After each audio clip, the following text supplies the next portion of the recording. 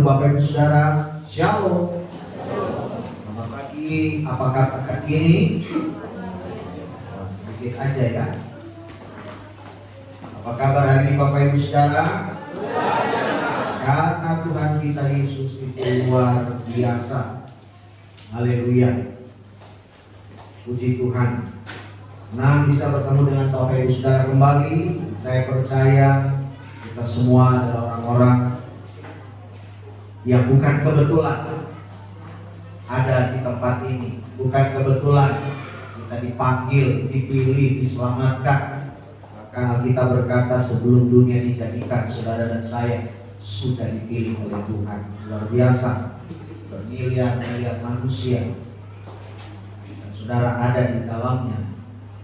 Tidak semua dipilih Tuhan, tetapi kita semua menjadi orang yang dipilih. Itu satu karunia yang patut kita syukuri dalam hidup ini.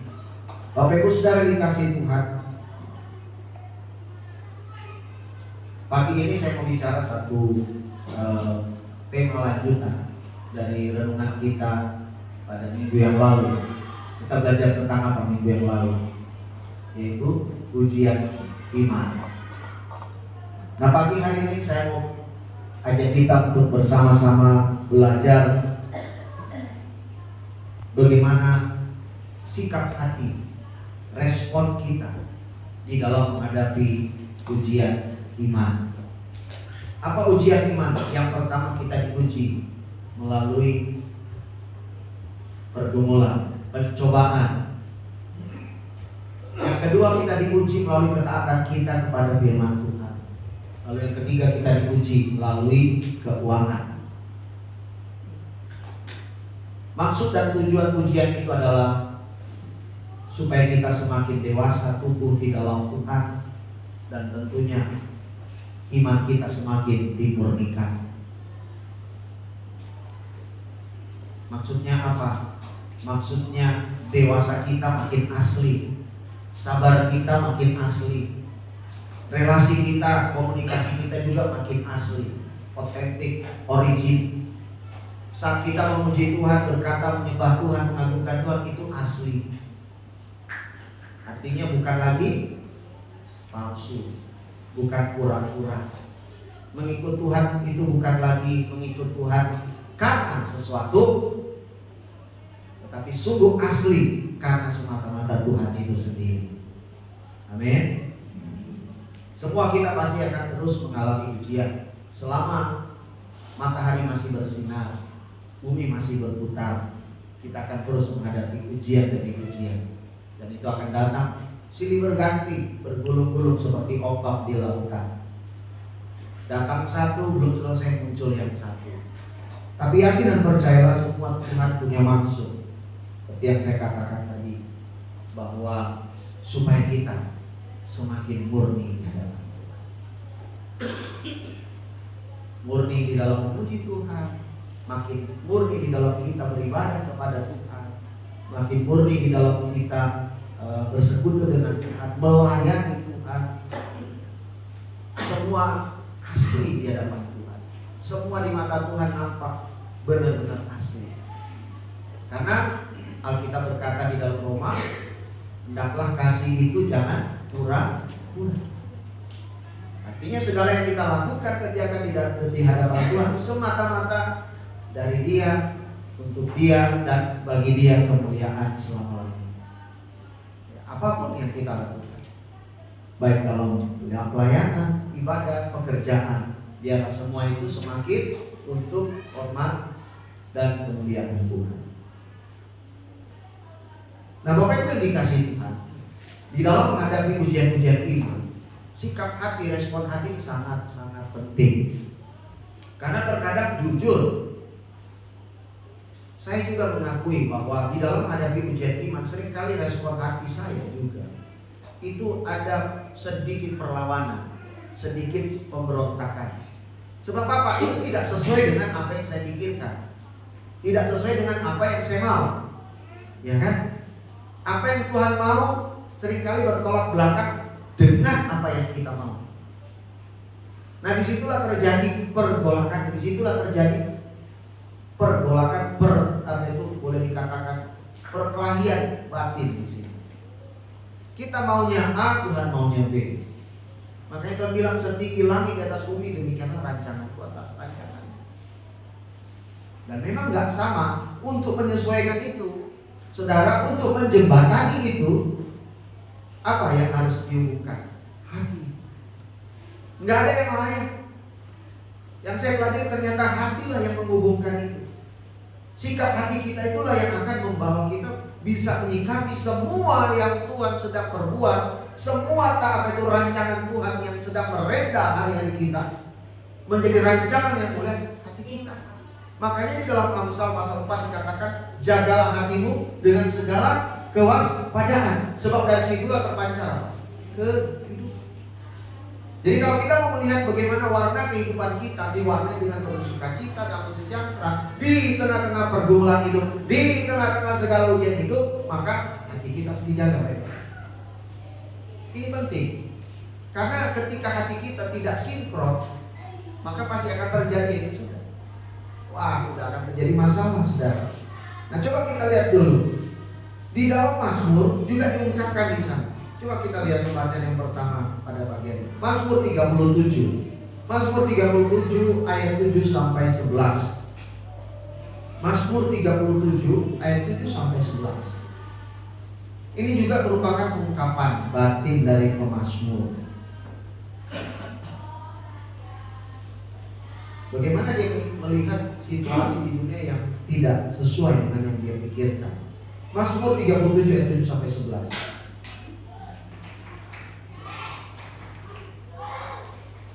Silahkan dalam pembacaan ini bapak-bapak yang membaca, laki-laki, pria yang membaca. 1, 2, ya. Dan nantikanlah dia. Jangan marah karena orang yang berhasil dalam hidupnya, karena orang yang melakukan tipu daya.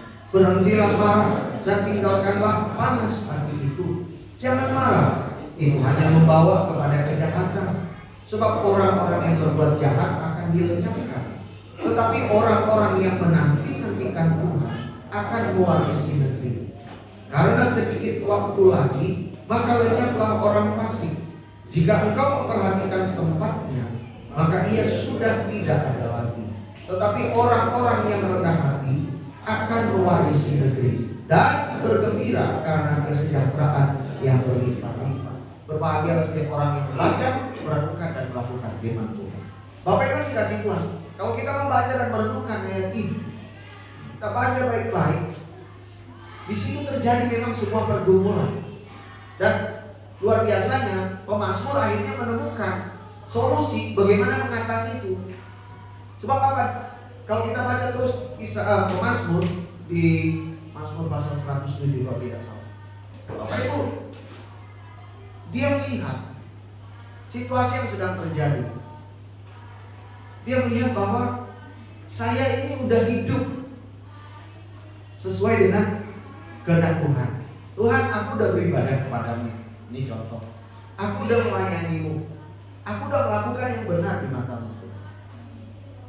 Tetapi hidup itu seolah tidak ada yang mengalami perubahan. Seolah-olah dia berpikir kok orang lain di luar sana yang hidupnya sembrono, yang hidupnya terus melakukan kejahatan, yang hidupnya terus melakukan tipu daya, kan tadi sini dikatakan kejahatan berulang-ulang di mata Tuhan, melakukan yang menyakiti hati Tuhan, tapi hidupnya fine-fine aja. Hidupnya malah justru semakin hari apa? Seperti kelihatannya dalam tanda kutip, hidupnya luar biasa, penuh dengan apa? Berkat Tuhan, sepertinya dalam tanda kutip. Tapi saya percaya itu bukan berkat Tuhan. Sepertinya gitu. Lah saya ini loh yang sudah hidup, ya ini saya mewakili cerita banyak orang gitu misalnya, sudah melakukan apa yang benar, tapi kenapa kehidupan saya malah seperti ini, tetap terpuruk, tetap tidak ada perubahan, ya. Apa yang saya harapkan tidak juga kunjung terjadi. Tapi orang lain, hidupnya kok enak sekali gitu, padahal dia melakukan banyak kejahatan, melakukan banyak tipu daya. Kok nggak ada apa-apa? Kok tidak ada sesuatu yang terjadi dari Tuhan? Nah, inilah pergumulan di dalam hati pemazmur. Dan akhirnya dia berkata, berkata apa saudara? Berhentilah marah, tinggalkan panas hati. Itulah yang ada di dalam hati kita kan. Mungkin kemarahan, panas hati itu tidak diekspresikan dengan meluap-luap, tapi ketika ada di dalam hati kita muncul seperti itu, pertanyaan-pertanyaan seperti itu sudah menjadi sebuah demonstrasi hati kita kepada Tuhan. Ada sikap protes kita, nggak adil Tuhan. Nah kalau ini terus terjadi, terus kita simpan, akhirnya ujung-ujungnya apa saudara? Kita pasti sudah tahu, kita kecewa sama Tuhan. Dan tidak sedikit banyak orang akhirnya tinggalkan Tuhan. Percuma aja hidup baik, benar, toh tetap seperti ini juga, nggak ada perubahan. Lebih baik saya ikut seperti orang lain. Melakukan yang seperti itu, toh juga dia tidak apa-apa. Toh baik-baik saja hidupnya gitu. Kecewa sudah. Tetapi luar biasanya ternyata ayat yang kita baca tidak berhenti sampai di situ. Justru dikatakan bahwa berhentilah. Dia mengingatkan berhenti. Karena apa? Orang yang melakukan kejahatan di luar tertipu daya, semua pasti akan dibinasakan. Orang yang berbuat jahat akan dilenyapkan.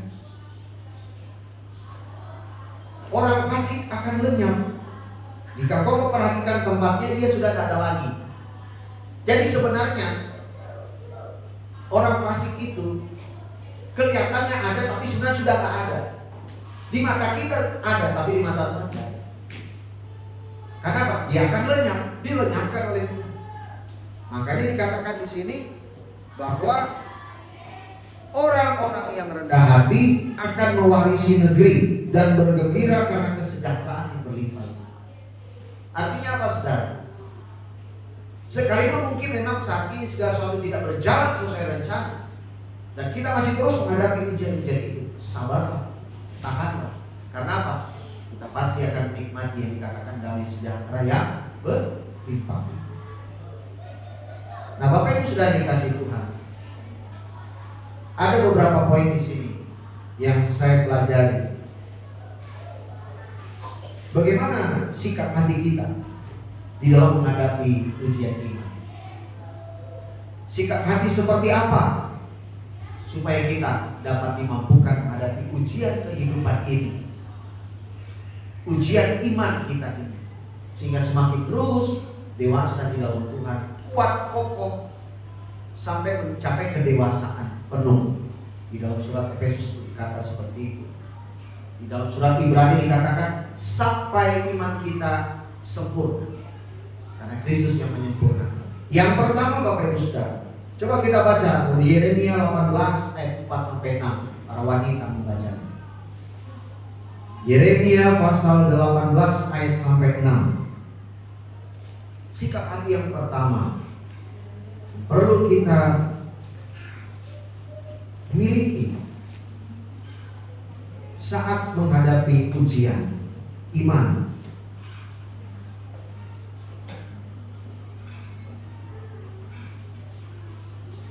Silakan Yeremia 18 ayat 4 sampai 6. 2 ya.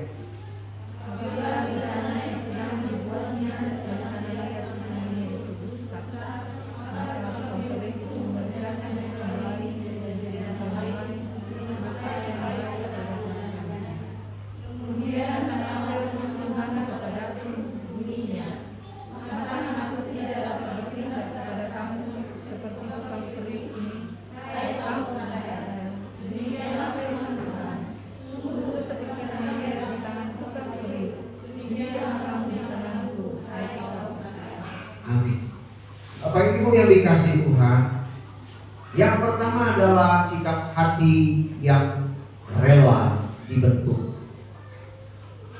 Yang rela dibentuk. Nabi Yeremia mendapat gambaran bahwa Tuhan membentuk bangsa Israel itu seperti tukang periuk, seperti penjunan tanah liat di tangan penjunan. Tanah liat di tangan seorang penjunan atau tukang periuk akan dibentuk, dipersiapkan menjadi periuk-periuk yang mungkin mulia, yang indah. Nah, apa yang harus dilakukan oleh sebuah bejana tanah liat? Tentu dia harus mengikuti apa maunya penjunan. Dibentuk seperti apapun dia harus ikut, tidak boleh ada perlawanan.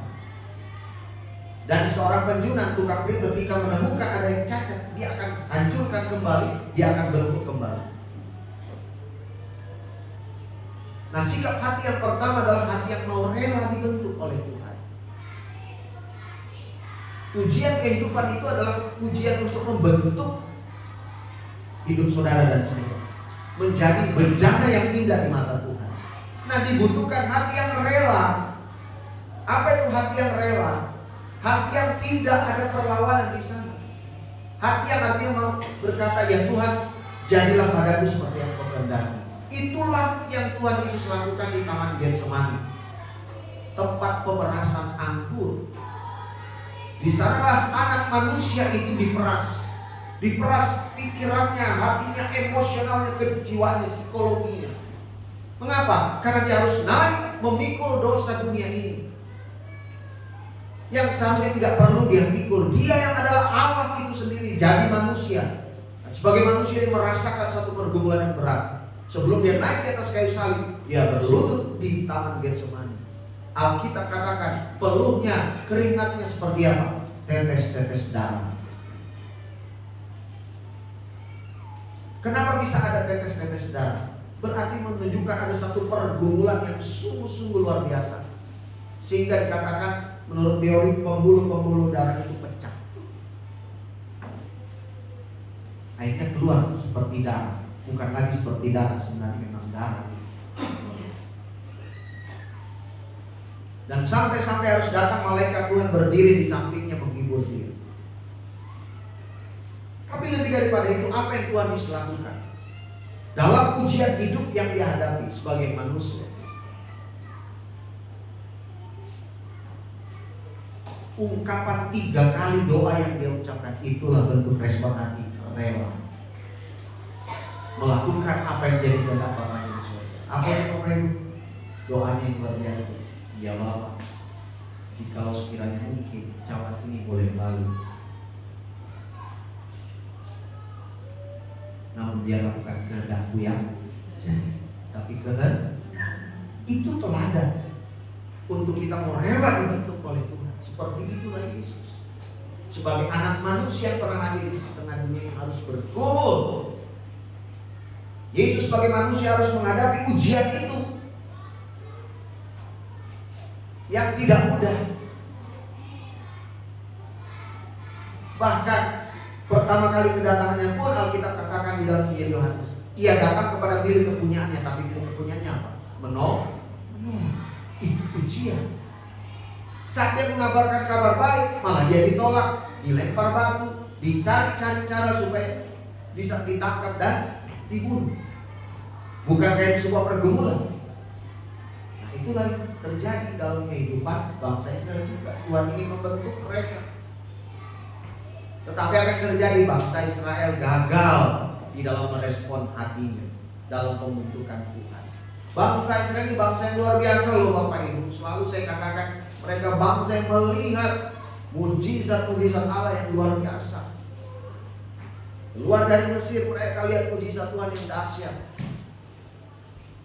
Langsung. Tetapi hatinya tetap keras. Dan akibatnya apa? Yang seharusnya bisa singkat perjalanan menuju tanah perjanjian, Tuhan buat mereka berputar-putar di padang gurun selama berapa tahun? 40 tahun. Sampai habis generasi yang suka ngomel dan mengeluh-ngeluh itu. Mati di padang gurun, ada yang di pabukuran dan sebagainya. Sehingga yang masuk apa? Generasi selanjutnya. Anak-anak mereka yang masuk.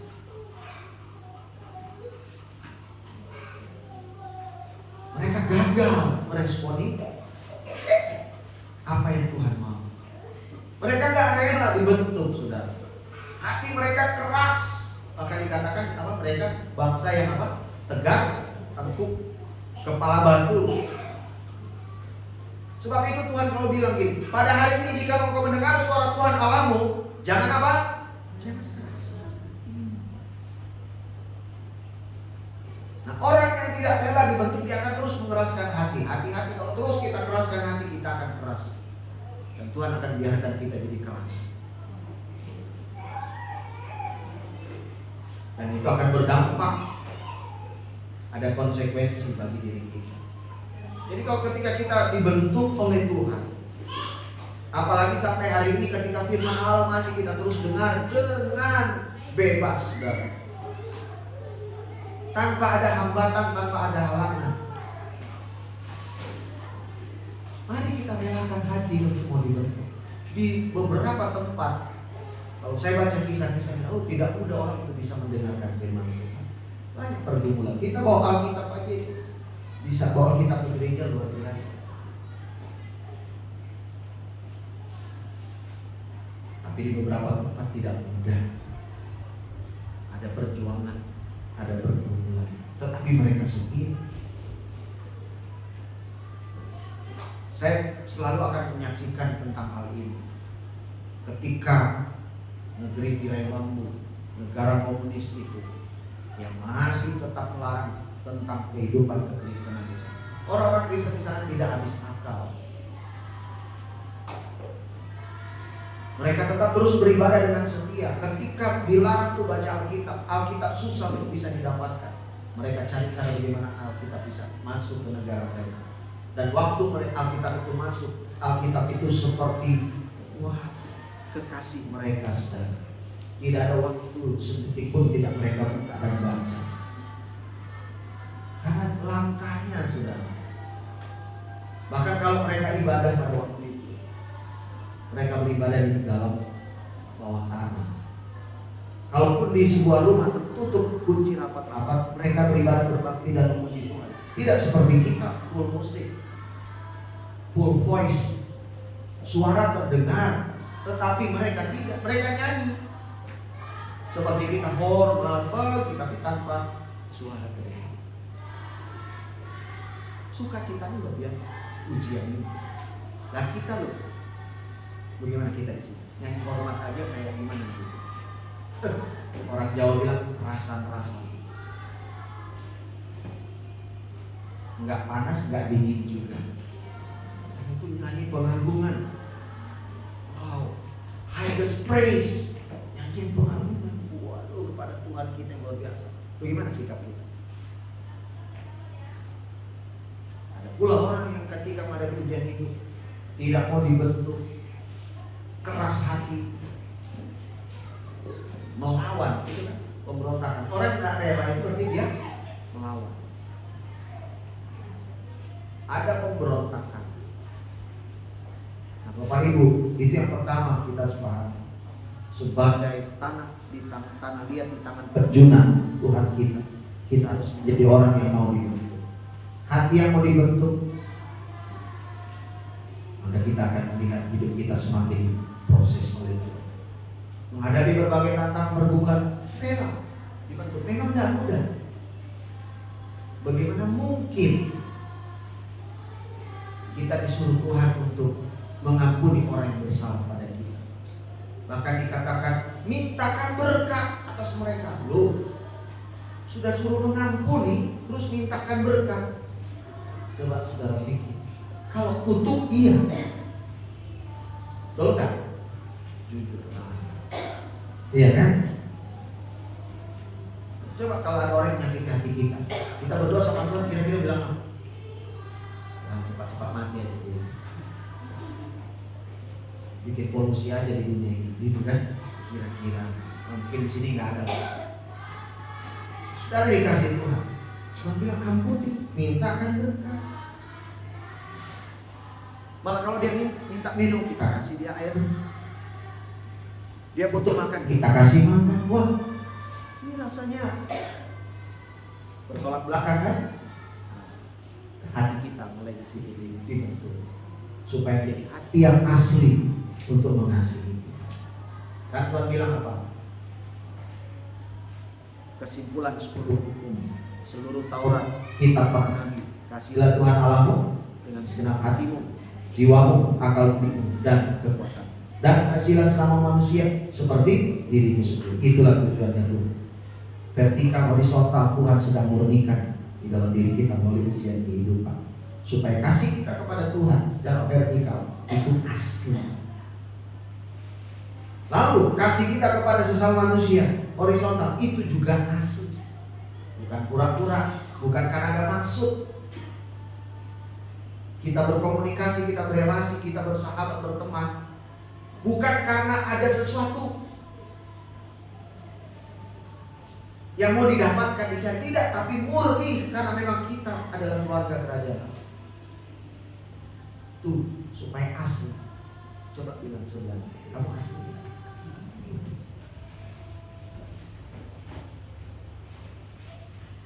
Jadilah pribadi yang mau dibentuk, rela dibentuk oleh Tuhan.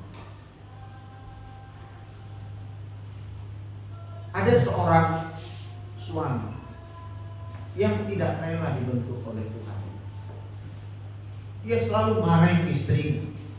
Kalau istrinya terus ke gereja, ikut kegiatan rohani, pelayanan, loh, harusnya kan senang toh. Daripada istrinya pergi ke kumpulan sosialita yang gak jelas gitu. Istrinya pergi ke gereja, aktif dalam pelayanan, suaminya marah-marah sudah. Kau beribadah terus ke gereja terus, kawin aja kau sama pendeta. Nah dia suaminya kok suruh istrinya menikah sama pendeta. Karena istrinya itu mengerti maksud Tuhan. Kalau di tengah pergumulan dia tetap terus setia, tetap terus mencari Tuhan, tetap terus mau melayani Tuhan. Tapi suaminya berbeda. Itulah orang yang keras hati, tidak mau dibentuk. Tapi lucunya ya, orang-orang Kristen yang seperti itu kalau mati kelihatan rohani. Betul, kelihatan rohani. Ada yang kalau mati seperti itu ya, saya lihat pakai baju jas pendeta gitu, kayak pendeta aja, kasih ganteng kali. Di satunya ada foto Yesus, pakai kalung salib kayak rosario gitu ya. Ada yang kayak gitu kan. Di samping kiri kanannya ada buku-buku rohani, nampak kali rohani gitu ya. Ada kaset-kaset CD pujian-pujian penyembahan rohani. Wah, kalau tidur udah serasa kayak di toko buku Immanuel, kayak di toko buku rohani Immanuel itu. Rohani kali. Tapi percuma saja seperti itu kalau dalam hidup kita tidak rela mau dibentuk oleh Tuhan. Bapak Ibu, mari kita menjadi orang percaya yang selalu mau rela, tidak melawan, tetapi seperti Kristus berkata, jadilah padaku seperti yang kau mau. Ya sudah, Tuhan memang harus proses seperti ini, saya kerjakan. Walaupun berat dan susah jalannya, takkan aku mundur sebelum berakhir hidupku. Karena aku tahu apa arti hidupku apa? Ku melayani Yesus. Hidup kita hanya untuk melayani Tuhan. Ujian kehidupan itu sebenarnya tujuan untuk melayani Tuhan. Jadi berilah hati yang rela. Yang kedua, bukan hanya hati yang dibentuk, tetapi hati yang tidak mudah putus asa. Hati yang tidak putus asa. 2 Korintus pasal 4 ayat 8 sampai 10. 2 Korintus pasal 4 ayat 8 sampai 10.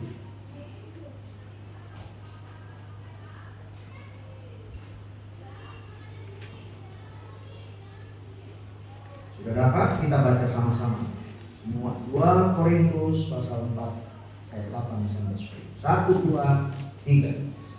Dalam segala hal kami ditindas, namun tidak terjepit. Kami habis akal, namun tidak putus asa.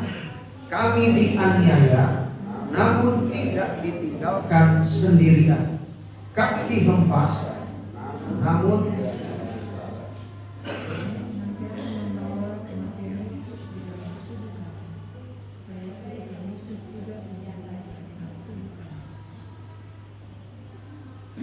yang kedua, hati yang tidak putus asa.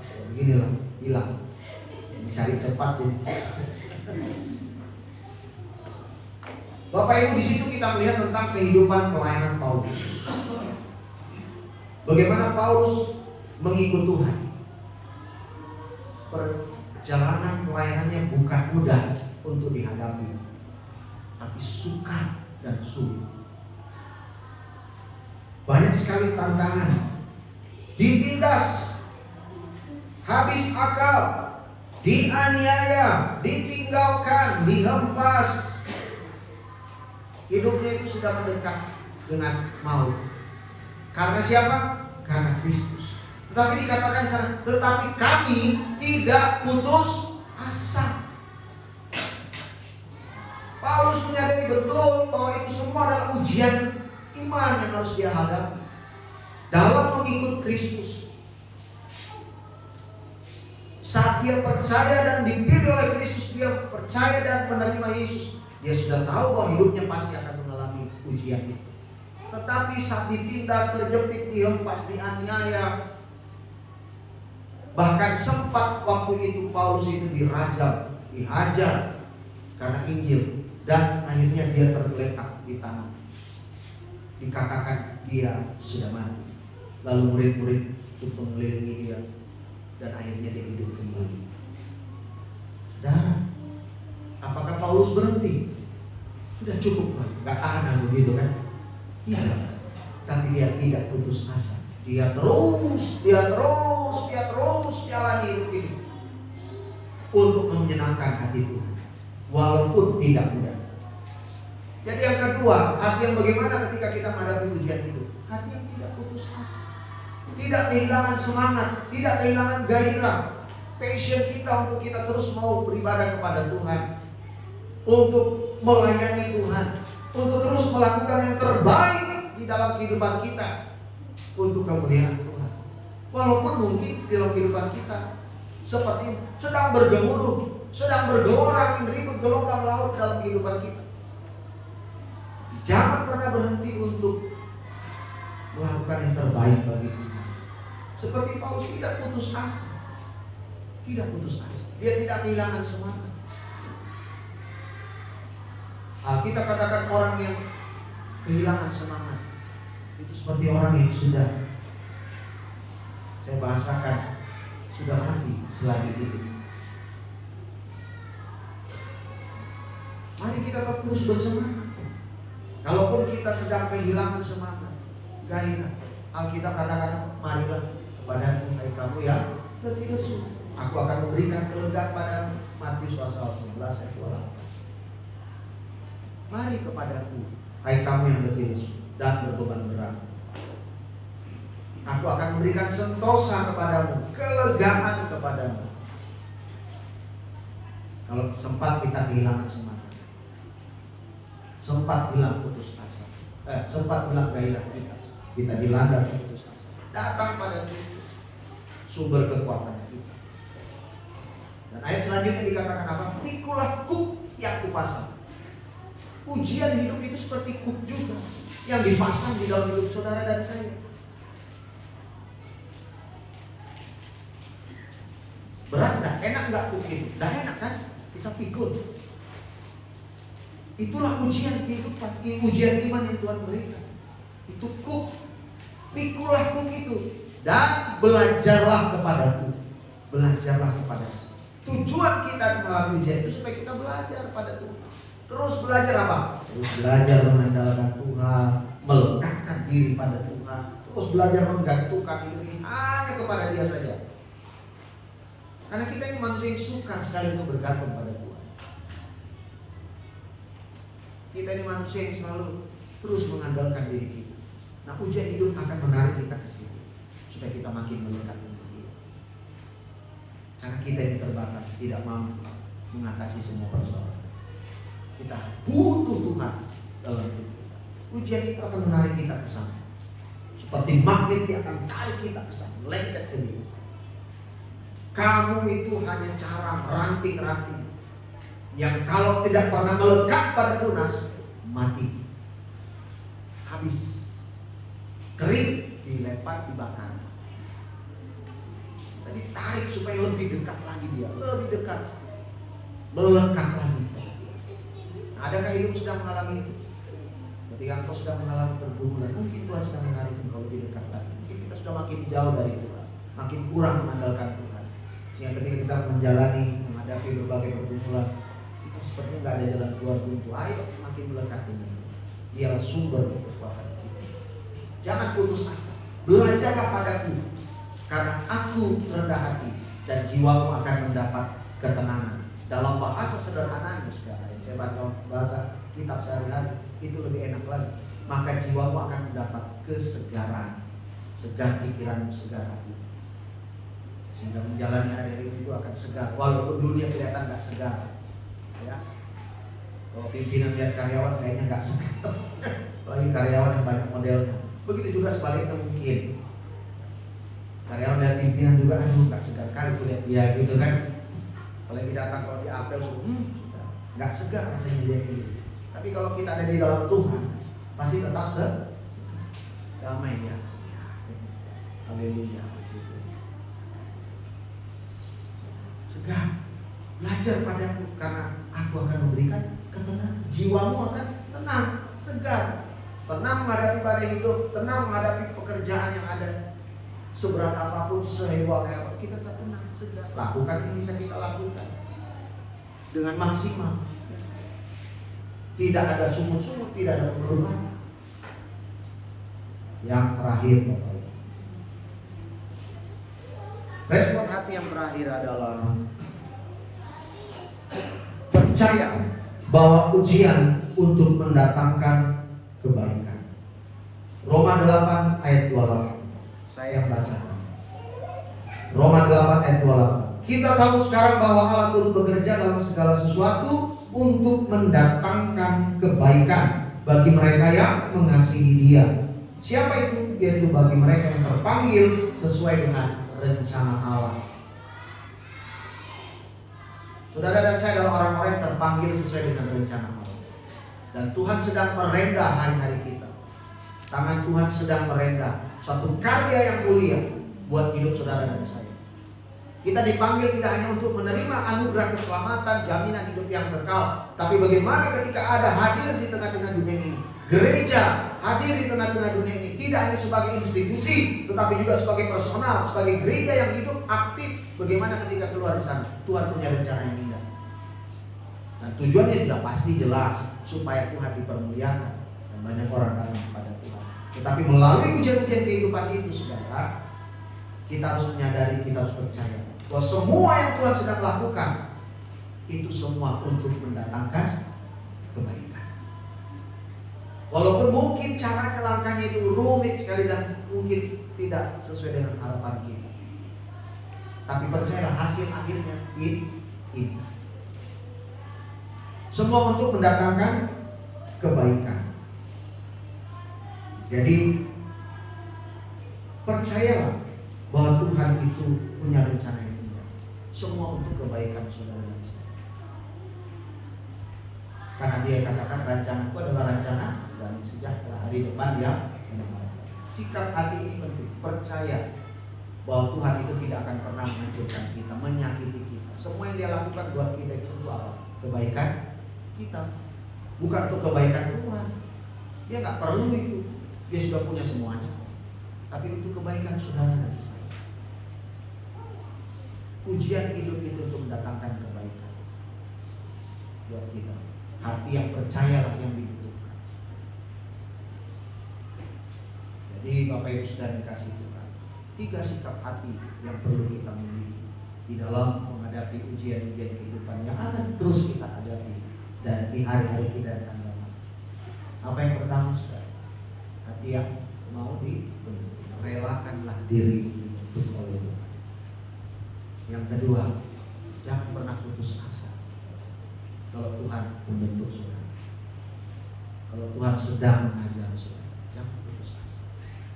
Jangan mundur dari Tuhan, jangan tinggalkan Tuhan. Tetap terus setia. Lalu yang ketiga, percayalah bahwa semua itu untuk kebaikan Tuhan. Doa saya kita semua melihat kebaikan-kebaikan Tuhan di hari-hari kita yang Tuhan berikan. Tuhan menolong.